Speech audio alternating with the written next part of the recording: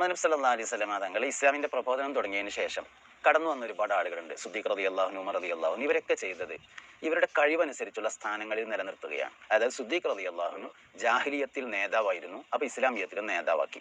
ഉമർ റളിയല്ലാഹു അൻഹു ജാഹിലിയത്തിൽ യോദ്ധാവായിരുന്നു, ഇസ്ലാമിയത്തിലും യോദ്ധാവായി. എൻ്റെ കഴിവ് തിരിച്ചറിയുകയല്ല, എൻ്റെ കുട്ടിയുടെ കഴിവ് തിരിച്ചറിയണം. ഇവിടെ ടീച്ചറുടെ കുട്ടിയെ ടീച്ചറായിട്ടാണ് കാണുന്നത്. ഡോക്ടറുടെ കുട്ടിയെ വേറൊരു ഡോക്ടറായി കാണുന്നു. അത് മാറ്റിയിട്ട് കുട്ടിയായി കാണാൻ കഴിയണം. എല്ലാവരുടെയും കഴിവ് ഒരുപോലെയല്ല. 5 മക്കൾ എനിക്കുണ്ടെങ്കിൽ 5 മക്കളുടെയും കഴിവ് 5 തരത്തിലായിരിക്കും. എൻ്റെ കഴിവല്ല അവർക്കുള്ളത്, അവർക്ക് അവരുടേതായ കഴിവാണുള്ളത്. അപ്പം അവരുടെ കഴിവ് എന്താണ് എന്ന് മനസ്സിലാക്കി അതിൽ വളർത്താനാണ് ശ്രമിക്കേണ്ടത്. എൻ്റെ കഴിവ് മനസ്സിലാക്കിയിട്ട് അതുപോലെ ആക്കാനല്ല ശ്രമിക്കേണ്ടത്.